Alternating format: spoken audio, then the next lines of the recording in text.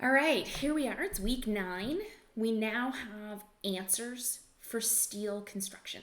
We now know that we can take a building, figure out all the loads that are on it, both what's going in it and what's going on it, and the environmental loads on it, figure out the worst combination of those loads, figure out what that worst load means is happening inside an individual member, and then we can find a member that works to support those loads. One that the reduced capacity is greater than the factored loads that are applied to it. So we have answers for steel construction now. So we have a big check in our box. We now know how to engineer steel construction. I mean, it happens to be the simplest, most common beam type. So obviously there's a lot more to it. But you guys now get the general concept of what's happening here. So today we're going to jump into wood construction. And I'm going to follow the same format that I did for steel, where I started with what does wood construction look like? How would we put it on a set of preliminary drawings? And then next week, well, not next week, because next week is reading week. The week after, we'll look at actually designing for wood. Now, I'm going to show you all kinds of stuff and all kinds of equations on how we would design for wood, but then I'm going to show you where we can find some of that information in a set of tables. So very similar to the kind of system we went through with the steel design process. So let's jump into wood.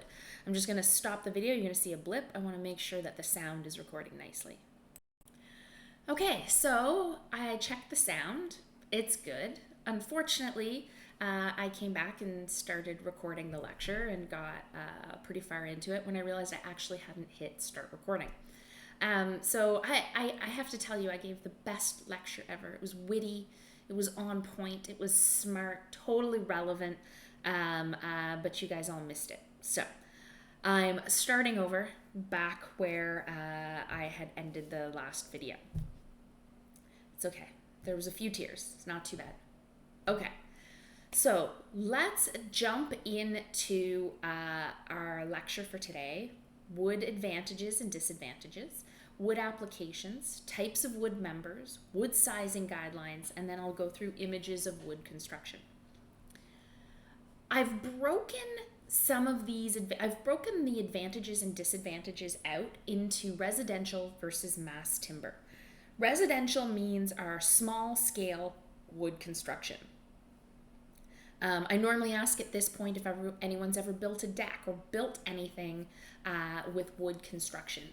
And we're talking here about the stuff that would be used to build a house, for example. 2x elements or even 4x elements. So we're talking 2x4s, 2x6s, 2x8s, 2x12s, 2x10s, 4x4s, even 6x6s. And then combinations of those elements to build things up together. That's what we're talking about with residential construction. In your assignment or quiz, wherever I'm trying to differentiate or if I'm asking about advantages or disadvantages, I will be very clear if I am talking about residential or mass timber.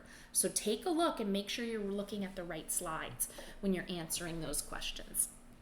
My sweater under me. Mass timber, on the other hand, is usually used as an alternative to steel. Most of this lecture is going to be about residential construction, but not all of it. And so I'll try to be very clear about when I'm going back and forth. When I started teaching this course this course only started in 2017, but when I started teaching at U of T, so 8 years ago, there was very little mass timber construction at that time. And since then, it is all the rage. Okay, so let's start with the advantages and disadvantages of residential wood construction. So we're talking small wood elements. Well, it's cheap. Cheap does not mean ugly or not aesthetically pleasing. It literally just means the cost associated with it. story. I can't remember if it was with you guys or another class, but we've torn the ceiling off in our hallway to kind of do some electrical repair in there. But it means any of the sound insulation from the ceiling for the bathroom upstairs is gone. So anytime anyone washes their hands or does laundry, it's very, very loud now. The lead time. The lead time is very, very short for residential wood construction. If I had a fully worked out set of designs for a house, I could probably call a lumber supplier and have the wood here on site as long as I gave them a perfect shopping list by the end of the week. So the wood delivery is very fast. It's also pretty quick to assemble it and or erect it, as long as you have an available workforce. Luckily, we also have a readily available workforce for residential wood construction. You don't need special qualifications to build in wood. I could call up all my mom friends and say, come on over, I'm supplying beer and pizza, and we're going to build ourselves a deck. So you don't have to have special skills to construct in wood. The thermal properties of wood are surprisingly good. What is it? It's what, 1 R value for every ½ inch? He can't hear me anymore. So it's about for every, I think it's, or is it 2 for every 1.5 inches? R2 for every 1.5 inches. So it's in that range. So if you have some mass of wood, you have a good R value. R value for wood again, it's, I've lost the number in my head. It's about R.5 per inch. 0.5 per inch, which is surprisingly good. It's better than glass construction, for example. Even with all of the fancy glass we have, you put your hand on the glass window and it's going to feel quite cold. I have a cottage on Lake Nipissing, and I've walked across the 7 kilometers across the ice to the cabin in the winter, and the construction of that cabin isn't plywood, but actually solid pieces of 2x material around the whole perimeter of the building. And as long as it's not windy, I've gotten it up to around 15 degrees with just the wood stove when it's been like minus 20 degrees. Because there's no envelope on it other than the wood, and wood has knots and holes and things in it though. If it's windy, it's impossible to get that place warm. Wood has all kinds of treatment options. You can do a lot of different finishes to it. It takes paint really well. You can char it. You can do other finishes. You can apply things to it. So it has a lot of different treatment options. It's corrosion resistant. So it behaves quite well in a variety of chemicals, including water. Now, we tend to think about the fact that wood rots, and it can rot, but it tends to be localized to where we have kind of this transition between getting wet and drying and getting wet and drying in relatively fast cycles. So where it can be exposed to oxygen while simultaneously being exposed to water. So at that transition line in water, for example, below water, wood is actually really good. Above water, wood is really good. But at that transition line is where it behaves poorly. I used to have a fish shack in Nova Scotia, and it was actually on a working fishing wharf. Now, this was a, when I say shack is probably being too nice when describing it, wouldn't you say? I would say. Yeah, there was a hole in the floor where you could see the tide come in and out. We sold it a year ago because, anyway, we sold it, and about 3 weeks later, a hurricane came through, and I just know it's not there anymore. The pictures I've seen since show that that building is now gone, and I don't blame them. But when I bought it, it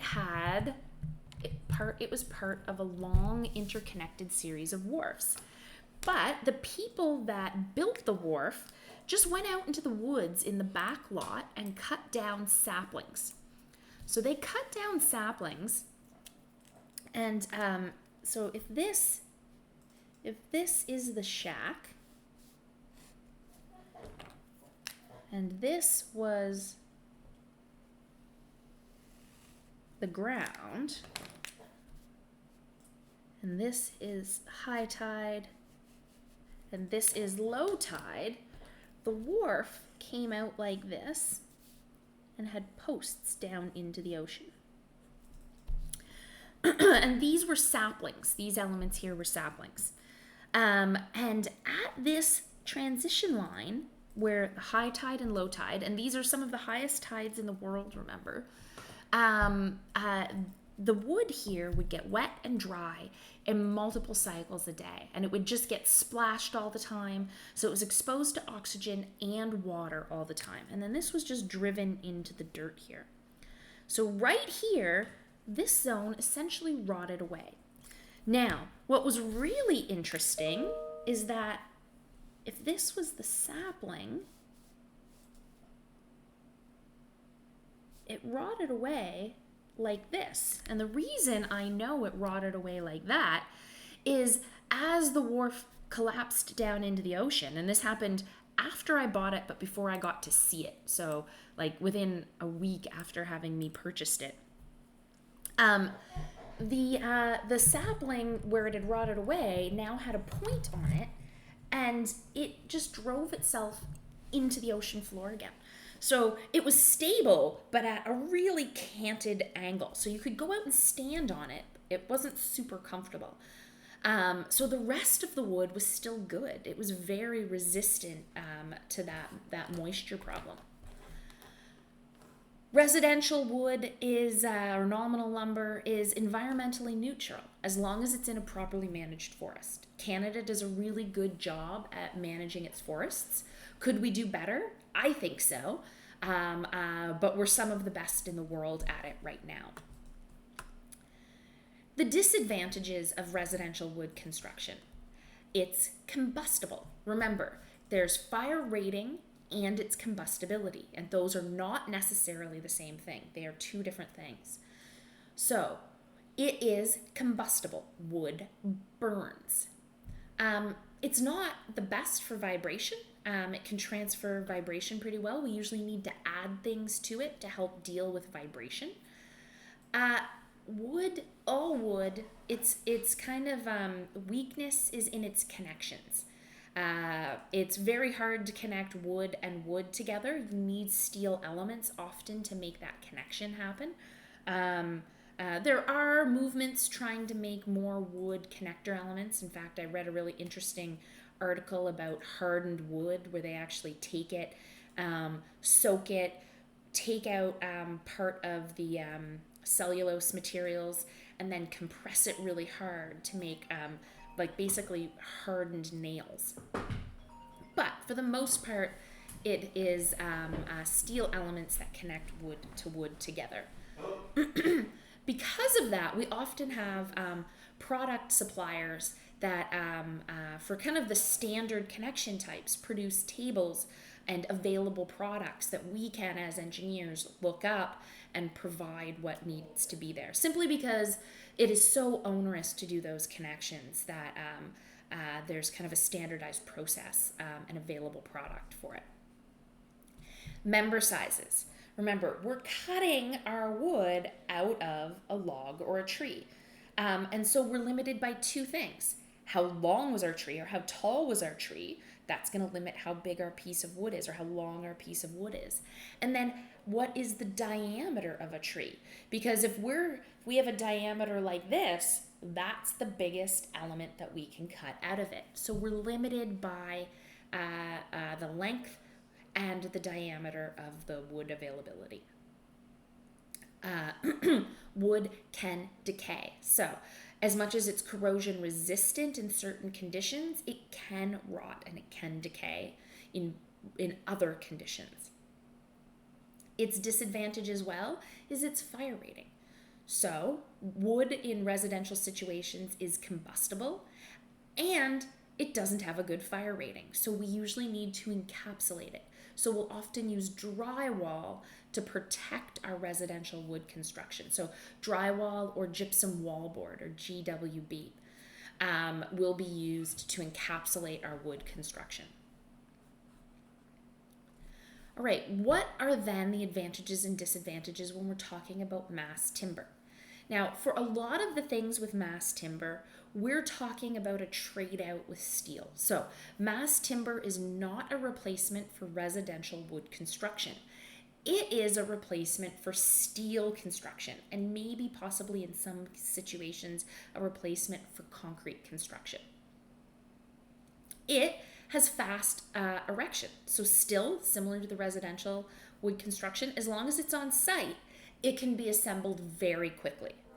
It has great thermal properties. Usually we're talking about much bigger thicknesses of wood. So instead of just that 1/2 inch or 3/4 inch of plywood, we're usually talking pretty chunky pieces of wood with really good thermal properties. As much as we don't like elements passing through envelopes, if you have a glassy building with all kinds of glass walls, a wood beam passing through that to the outside is going to have a very limited impact on thermal properties in your building. It's corrosion resistant. It is fire resistant, or has a good fire rating for large dimension elements. So why is that? There are two parts to that.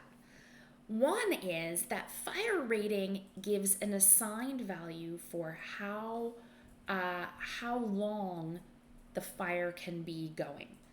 So for example, if we had a fire rating requirement for 2 hours, now this is not about its combustibility. We know wood burns. We are talking about its fire rating.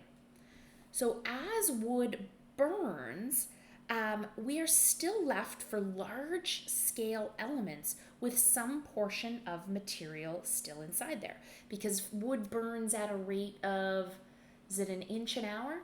40 millimeters per hour. 40 millimeters per hour. So that's about 1.5 inches per hour.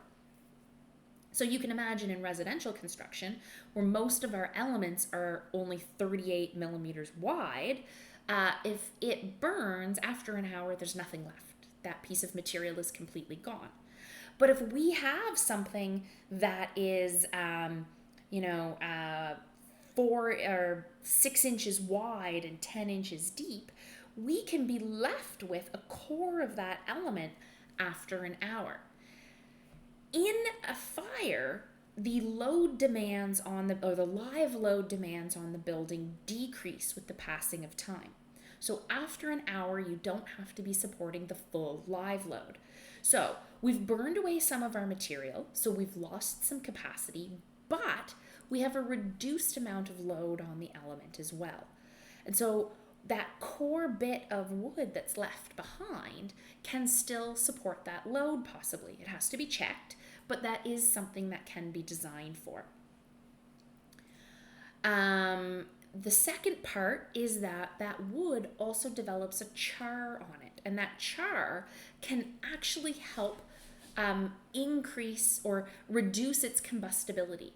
So as we char it, it actually ends up being a fire protector for the good wood that's left behind. I don't know if any of you have ever gone camping, but you know that if you take a whole log and just set it in the campfire and try to light it with a lighter, it won't burn. It also needs a re-radiating surface. We need somewhere for that wood or that heat to bounce around and burn. So residential wood construction, we often have a series of small elements with plywood where the fire can get in between and re-radiate that heat. In our mass timber construction, we usually have flat surfaces with notches that are quite far apart. So our beams are pretty far apart, meaning we don't get that re-radiating heat happening as well. So I guess there's actually 3 things working for us to help improve the fire rating of mass timber construction. And again, it's environmentally neutral in properly managed forests. We still have that combustibility problem. It will still burn. And so sometimes there are building types that have a mandate, the material must be non-combustible.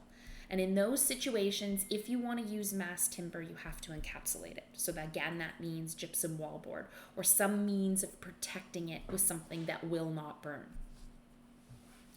Vibration, we'll often need to add something to it, whether it's concrete topping to help deal with our vibration issues, connections, member sizes, possible decay, and now in mass timber, lead time. So similar to our steel elements, we have to produce shop drawings, have the team review it, send it back with comments, because it's not easy to do a redo. These are big, expensive pieces of wood that come from a plant or a shop and are created to the exact dimensions we need and then get shipped to the site, usually from some distance. So it's not like our residential material where we can drive down the street to Home Depot and bring it back to our site. So what are some of the wood applications? So for nominal lumber, so this is our residential construction or our 2x material, small residential buildings, so homes, houses, farm buildings, temporary structures, and special structures. So neat little kind of installations might be really good for that. Mass timber, again, we're not trying to compete with nominal lumber when we're talking about mass timber.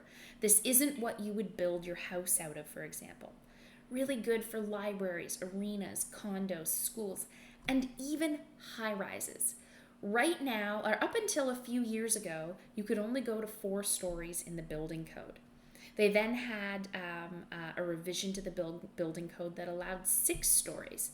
They're in the process or just approved last year. It's somewhere it's in the code, but it hasn't been adopted by the building code yet. We can go up to 12 stories.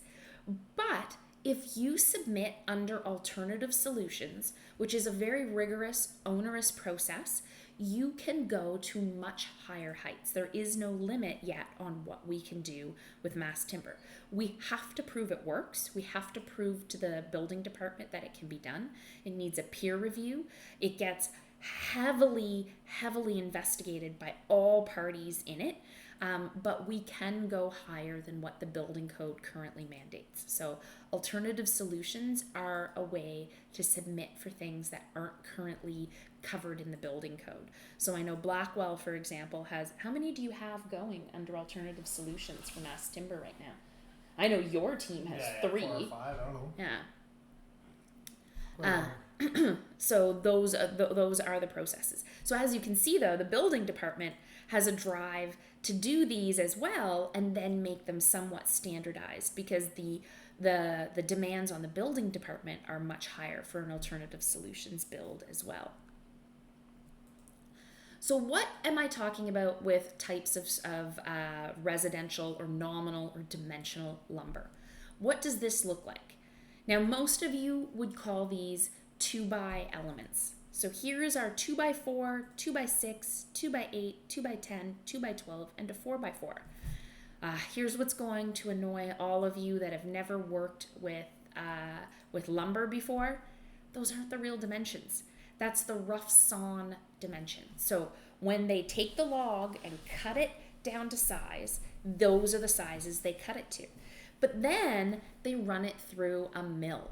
So they plane it down, and that's what takes it from being rough and, catching your clothes with splinters all the time. You might still get splinters, but now it's smoother. So it's the wood you're used to seeing. So a 2x4 is actually 1.5 by 3.5 inches, or that would be 38 by 89 millimeters. The 2x4 and 2x6 both lose 1/4 of an inch on the top and the bottom. The 2x8s, 2x10s, and 2x12s lose a little bit more. That's often in case there's a little bit of rounding in the way it was cut, because we're coming close to the edge of our wood element. But those we lose 3/4 of an inch total. So a 2x10 is actually 1.5 inches by 9.25 inches. So what do we use these for? Well, we use them on their own as joists and studs. So you would see a 2x6 or a 2x8 as a joist, and a 2x4 or a 2x6 as studs. And those would typically be at 16 inches on center. Beams. Beams, we might use them as a beam, but often we would do a built-up element. So a built-up element means we take multiple 2x elements and screw them together. So if I'm saying it has so many plies, that means we have screwed pieces of this together. So a 3-ply 2x10 means we took 3 2x10s and screwed them together. So we'd have 1, 2, 3 2x10s screwed together. Posts, we would use at least a 4x4, for example, and built-up posts, we would screw multiple plies together. So we would take 2 2x4s or 2 2x6s. Maybe we'd even take 3 or even 5 6x6s and screw them together. Often our built-up beams and our built-up posts would max out at about 5 plies. We wouldn't go more than that. Now, you can get full-size dimension lumber. So that means prior to it being planed down. So right as it comes out of the mill. You have to usually go directly to the mill to source that. I've done it for projects that I've been building for things. So my dock, for example, at my cottage, I sourced full-size 2x4s, which means they were actually 2 inches by 4 inches in dimension, not the 1.5 by 3.5 inches. I-joists. I-joists, we would size them as the engineer, but the actual member is designed by the supplier. So this is a kind of like our open web steel joist when we were talking about steel. The design of these, the final design of these, is actually by a supplier, and we'd get shop drawings for them. You would use them instead of joists. So that would be instead of our 2x6 or 2x8 or 2x10 at 16 inches on center. Often. You can have them at other spacings, but 16 inches is going to be the norm. And I expect you to know that. That is one of those things that I want you to know. Joists and studs are at 16 inches on center for the majority of applications. So I-joists come in depths of 9.5 inches, 11 7/8 inches, 14 inches, and 16 inches. So remember, these are supplied, or these are fabricator designed. So we need to stick to these dimensions. We're not picking how deep it is. They're telling us what are available. And so if we were doing a preliminary size, for example, we'd want to list one of these. The width, they have 1.5 inches up to 3.5 inches wide. So here's one particular supplier, and this is only one supplier. So TGIs, and you can see that the widths vary. So these are just to kind of give you an idea of what these look like. So the top and bottom chord, these look very similar to our I-joist or our I-beams. Remember, for bending, all of the elements at the outside fibers, we're doing all of our work in elastic bending. Wood is brittle, so it doesn't have a plastic zone. So everything that works hard for us is at the top and the bottom, except for shear, which was right down the middle. Remember, we just took that element in the middle here. So this is optimizing the top and bottom chord for bending and the web for shear for us. We'll talk more about that stuff next week. Plywood is basically they peel away the wood into flat sheets like paper. And then they lay a sheet of it this way, and then they lay a sheet of it this way, and then they lay a sheet of it this way, and then they lay a sheet of it this way. And then they glue them all together. So you get something that has a bit of capacity in two directions. They often come in 4x8 sheets. You can get them smaller, but the price goes up. So the most economically available size is a 4x8 sheet, and they come in different thicknesses. The ones we would use structurally are usually 1/2 inch or 3/4 inch elements. They typically span 16 inches on center. So that's for a roof or a wall or a floor. They can span 12 inches or 20 inches, but remember, our studs and our joists are at 16 inches on center. So if this is our plywood floor, our joists are going to be at 16 inches on center. So that piece of plywood is spanning 16 inches. If this is our plywood wall, and we've got a stud here and a stud here, and wind is blowing on our wall, those studs are spaced at 16 inches on center, and our plywood is spanning 16 inches. Okay, so this is an engineered product that we would use to help us out in residential construction, to help us get a little bit further or do a little bit more. You can use it in mass timber construction, but it's not usually lumped in with mass timber construction. Psl and Lvl are not our first choice in residential construction, but they can be used if the available nominal dimension in lumber doesn't work for us. So Psl is parallel strand lumber. Basically imagine peeling an apple and getting that long strand of apple peel and then gluing them all together, generally in the same direction, but not perfectly. And then these are all pressed and glued together. Lvl is actually really nice sheets of peeled wood that are much larger, and then those are glued together. So it's laminated veneer lumber. So there's veneers of it. These are very similar in property strengths. They come in a certain amount of available sizes, so I've listed some of them here. And there's limits to how long it's available in. I have found that if I specify Psl on a project, and one is slightly stronger and one is slightly stiffer, so they're almost interchangeable, but not perfectly interchangeable. You have to do a check. So I one time spec'd Psl on a project, and the contractor called up irate, angry, like really mad. Like, what are you doing? You can't get Psl. Nobody uses it. It's only Lvl. So I was like, all right, I did the check, told them what alternate sizes they needed. The next project, I spec'd Lvl, because why would I make that mistake? Different contractor, they called me up. What are you doing? Are you absolutely ridiculous? Nobody uses Lvl. Everybody uses Psl. So it's always going to be project dependent, and it's always going to be contractor dependent. It depends where the project is, where the contractor lives, what they've worked with before, who their supply chain is. So it's important to know that a check would need to be done though. So glulam, this would be mass timber construction. And essentially what we're doing is taking 2x elements and gluing them together to make a deeper element. Remember, depth is what works well for us for bending. We like deep things. It does better, and it's not a linear improvement.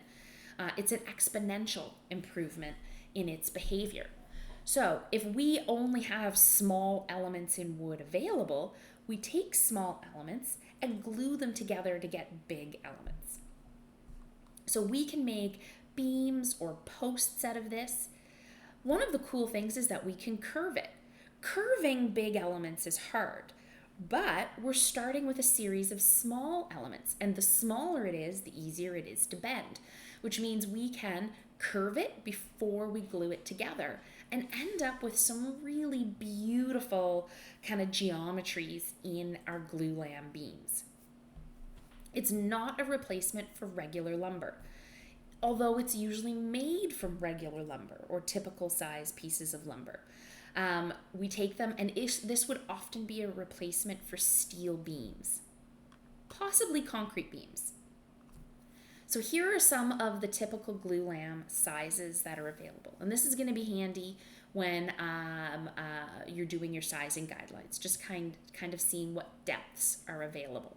So these are listed as width by depth. So the first number is how wide it is. The second number is how deep it is. Everybody's favorite darling right now is cross-laminated timber, or CLT.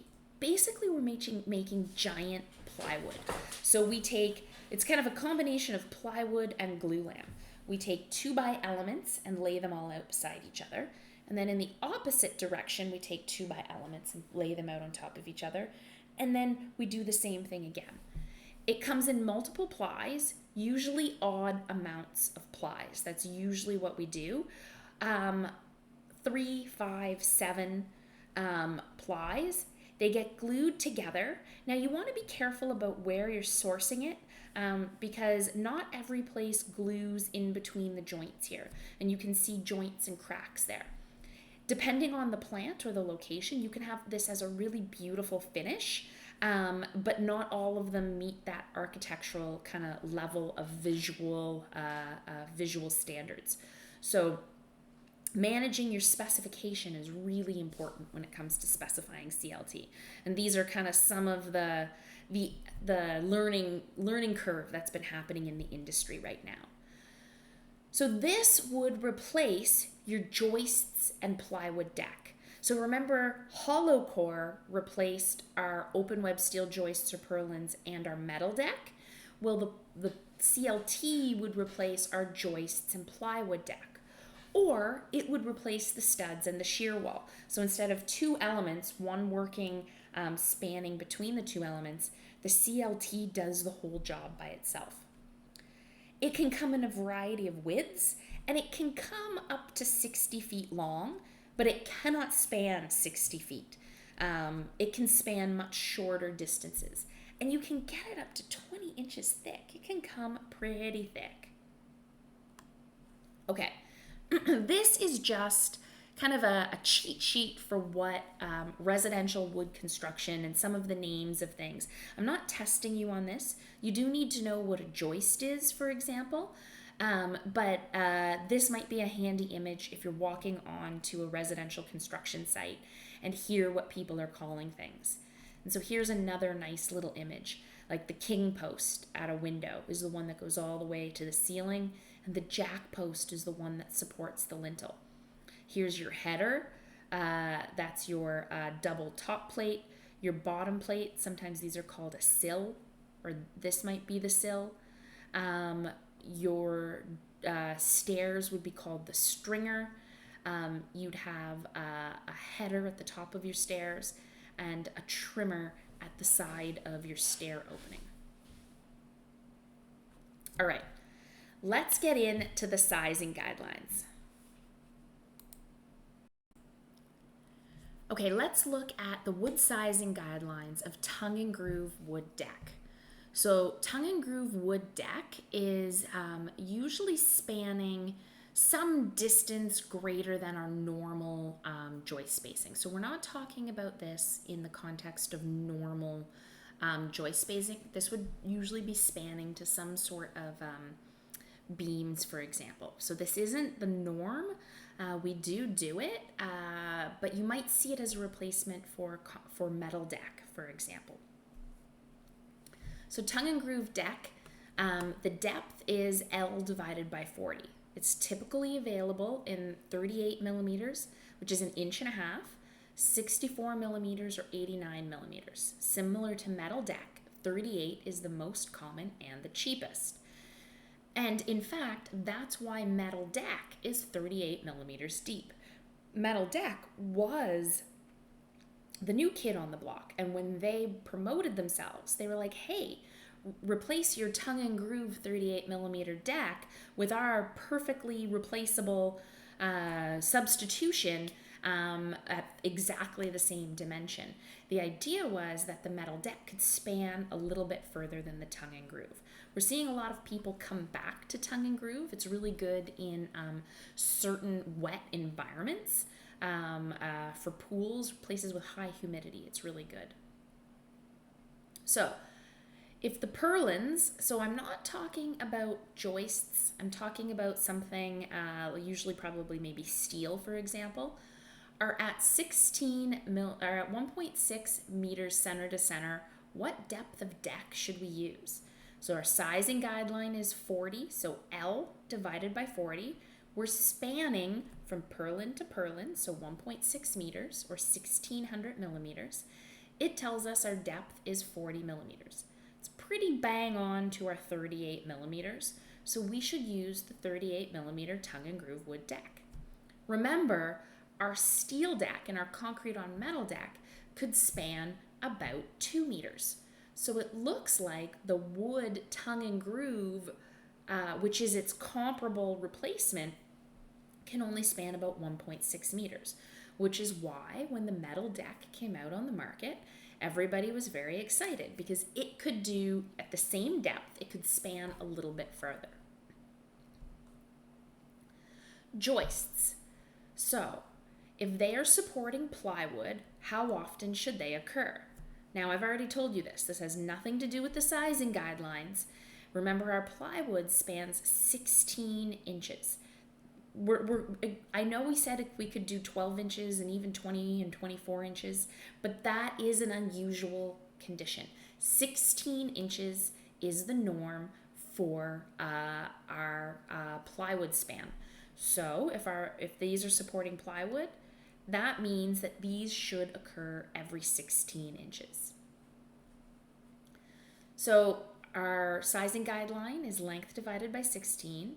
How should our joists be if they're spanning 2.75 meters or 2,750 millimeters? Well, our sizing guideline is 16. We have 2,750 divided by 16. That gives us 172 millimeters. Our 2x4s are 140 millimeters deep. Our 2x8s, remember 2x8 is really 1.5 inches by 7.25 inches. So 7.25, let's take a look here. 7.25 times 25.4 is 184 millimeters deep. So a 2x8 or 1.5 inches by 7.25 inches, which is 38 by 184 millimeters, would be a really good choice. Now, these are often supporting plywood. So if they're supporting plywood, how often should they occur? They would be around 16 inches. So if I was writing this on a preliminary set of drawings, if it was an imperial project, I would write a 2x8 at 16 inches on center. Writing the 2x8, we are implying that these are nominal dimensions, or 1.5 inches by 7.25 inches. Metric, we would actually write the actual dimensions, or 38 by 184 at 400 millimeters center to center. Oh, I just wanted to go back and show you in this picture. See these metal bits? Those are joist hangers. And those are the thing that we would then, if we were engineering these elements, go pick out of a catalog. And these are connected to an LVL beam, but we'll look at that in a bit. All right, here we have some engineered joists. They're very similar to our joists. We would replace our joists with them, but they can span just a little bit further. What we would typically do is try and see if nominal lumber works first, because it's cheaper. If they won't work, then we'd look at I-joists as an alternative solution to our regular joists, because they're a bit more expensive. So how deep should our I-joists be if they're spanning 7 meters? So that's a pretty far distance. Our sizing guideline is 18, so 7,000 divided by 18 is 389 millimeters. The closest I-joist that was listed was 406 millimeters deep. I just want to write a note for myself here.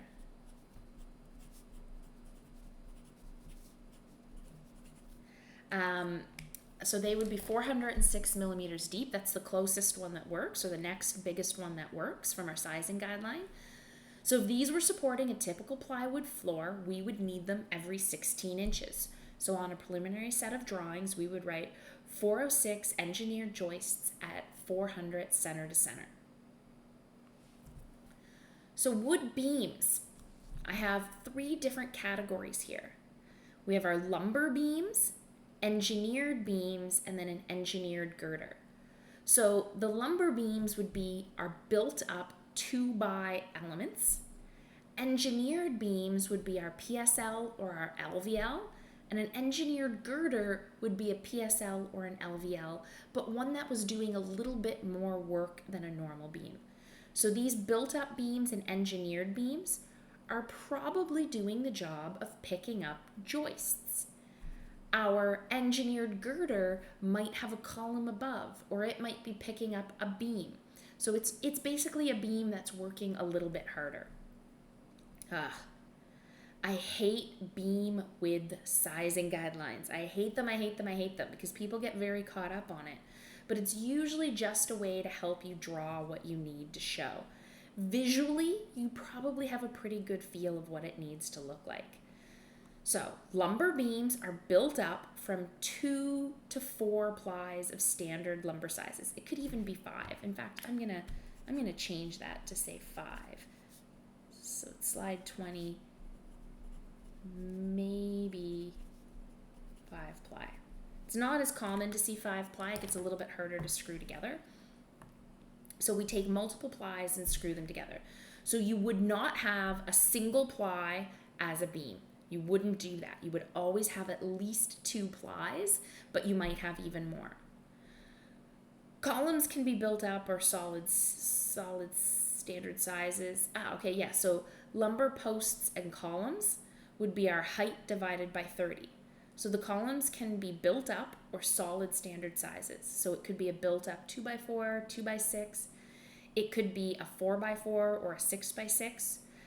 Engineered beams and girders are glued and or laminated wood products like an LVL, PSL, maybe a glue lamp. Like if you were really pushing it, maybe a glue lamp, but it would be unusual to have glue lamp in the midst of a residential construction project.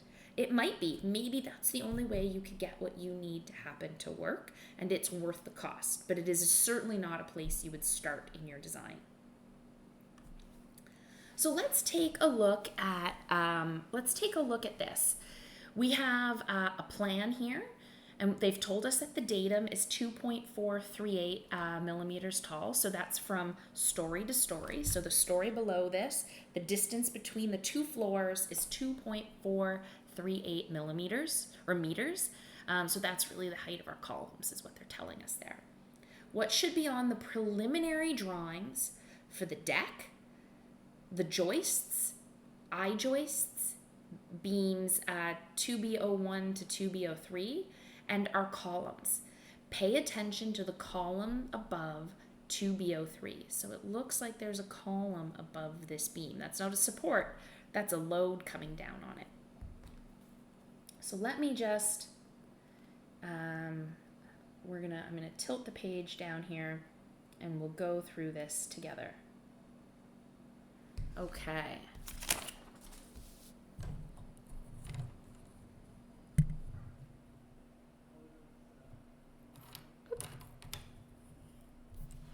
Okay. Let's make my screen bigger for you here. Okay, so the first one they ask us about is the plywood deck. So this was deck 2D01.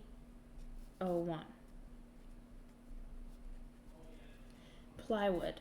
Well, we didn't really get a sizing guideline for this, but we know it usually spans 16 inches on center, and this is a floor, and in that list of things I gave you, we saw that floors are typically 3/4 of an inch. So we're gonna say that it doesn't seem like this is anything unusual, so it's 3/4 of an inch plywood with the joists at 16 inches center to center. We don't know what those joists are, but our plywood doesn't like to span further than that. So this might be 19 mil ply with joists at 400 center to center. Okay, the second thing they asked us was joist 2J01. So 2J01, let's come back and look at our diagram here. So 2J01 is spanning from here to here. And so is 2J02. And oh look, they've even told us that they're at 16 inches on center. So that's perfect. So we know our sizing guidelines are probably a pretty good thing we can use.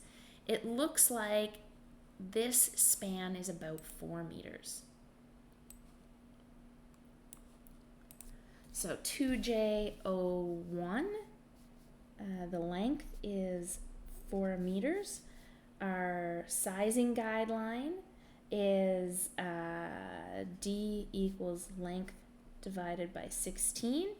So our depth should be 4,000 divided by 16, or 250. So 250, we know that a 2x10 is really 9.25 millimeters deep. Oh, well that's only 235 millimeters. That's not gonna work. So we're gonna need something deeper than that. So let's check out our 2x12. Is 11.25 millimeters deep. That gives us 286 millimeters. So it looks like a 2x12 is going to be what we need here. So we're going to need 38 by 286 joists at 16 inches center to center, or, sorry, that would be at 400 center to center, or a 2x12 joists at 16 inches center to center, depending on if we're in metric or imperial. They also said, what about the joist 2J02, which was the exact same span of 4 meters, but they said this was an engineered I-joist. So it was engineered.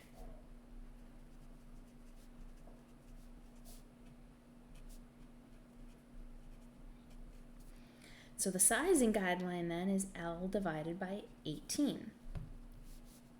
So depth equals 4,000 divided by 18.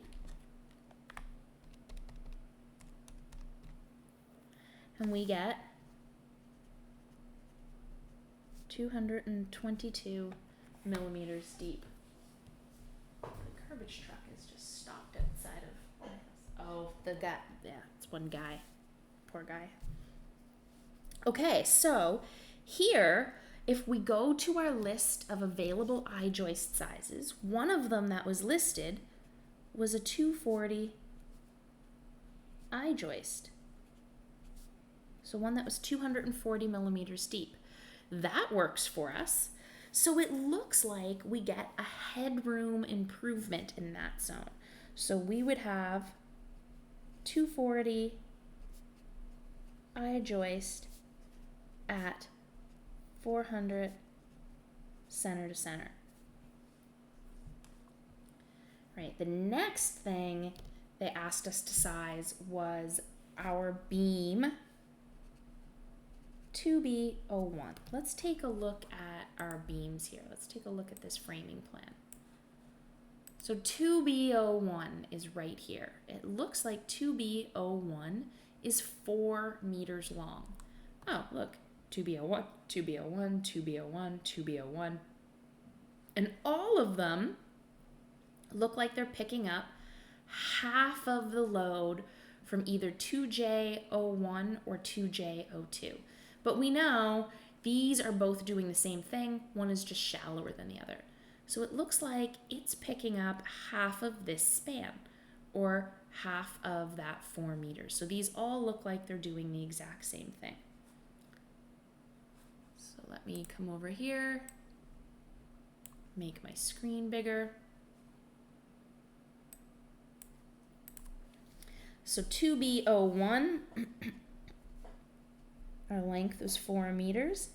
We're going to start by looking at regular lumber. And we know for regular lumber, the sizing guideline is L divided by 14. So our depth is 4,000 divided by 14 equals 286 millimeters. Okay, so that seems pretty good. Let's take a look at the width. Remember, I hate the width sizing guidelines, but this is a beam and we know 1 ply isn't going to be used. We need at least 2 plies, but let's see, maybe we should draw something more than 2 plies here. We know that it could be anywhere from 286 divided by 2 to 286 divided by 3. It means it could be anywhere from 143 to 95 millimeters. And wait a sec, do we use the 286 or do we use the member that we use? What a pain in the butt. This is why I hate this sizing guideline. I am going to make sure that there is only one option for you that would work. That is something more than 1 single ply in any assignment and quiz questions and exam questions for you. But you can see why I don't like it. But I'm going to go through this. I know that a 2x12 is a really good depth for this because a 2x12 is exactly 286, so that seems good. So we want to use a 2x12. 3 plies, or 38 millimeters times 3, so let's see, 38 millimeters times 1 is only 38 millimeters wide. That's not going to do it, and we know a built-up beam should be at least 2 plies. Let's take a look. 2 times 38 is 76. The width recommended 95 to 143 millimeters thick. Well, 76 seems a bit narrow for us. Let's take a look. 3 times 38 is 114. That seems pretty good. And then just for fun, 4 times 38, a 4 ply, might be overdoing a little bit. So let's say that we would need a 3 ply 2x12 beam. So we would need a 3 ply 2x12 beam. And just for you, let's draw what that looks like.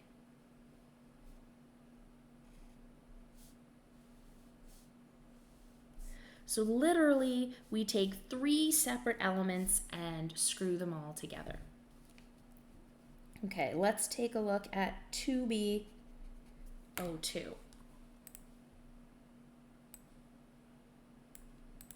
So 2B02 spans from CO3 to CO4. It looks like it spans 5.33 meters. So it looks like it's very similar to 2B01, except so it's picking up half of these joists, so it's just picking up joists, which is a pretty good designation to make it a beam, but it's spanning a little bit farther. So let's take a look what that does for us. So 2B02, the only difference is that its length is 5.33 meters.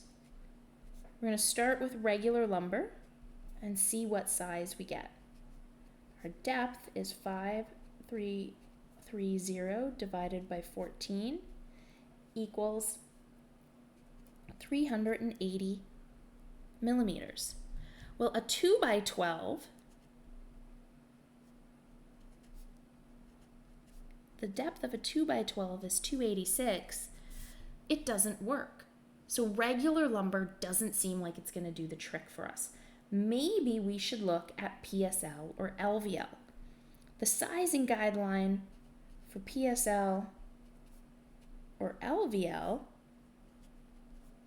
is L divided by 16.